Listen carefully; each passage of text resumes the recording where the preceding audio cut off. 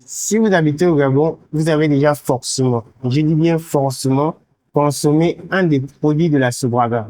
Mais est-ce que vous connaissez l'histoire à l'origine de sa création? Aujourd'hui, je vais vous raconter l'histoire de l'une des entreprises les plus populaires de notre pays. Tout commence en 1967, quand un certain Pierre Ressus Sébastien Castel, un homme d'affaires dans le secteur du vin, fait la rencontre d'un jeune homme, un certain Albert Bernard Bongo.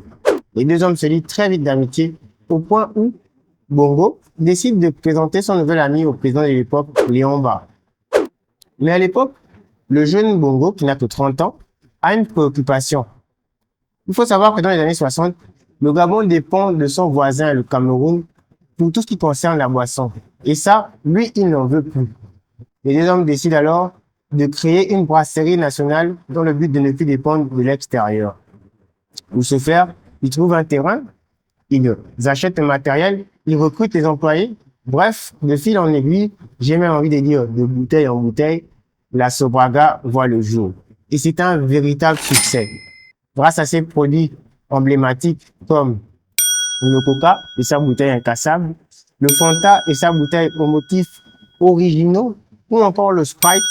Mais c'est surtout grâce à sa star, la Régie gabonaise des boissons, a.k.a. la REGAB, que la Sobraga parvient vite à conquérir le cœur, mais surtout le portefeuille de toute la nation.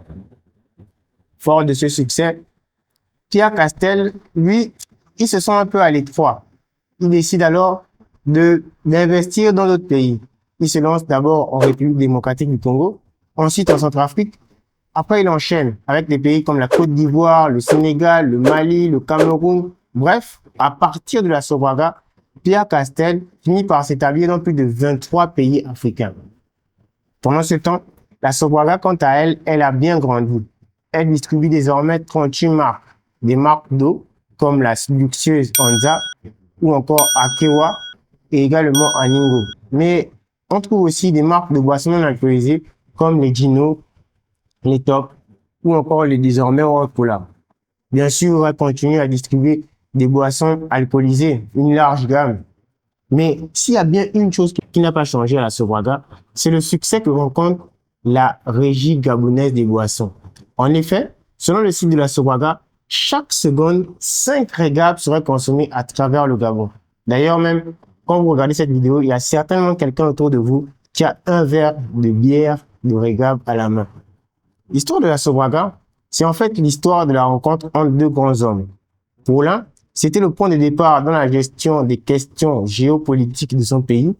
Pour l'autre, c'était la première pierre d'un empire qui va faire tranquille l'Afrique et qui vaut désormais des milliards. C'était l'histoire de la Sobraga.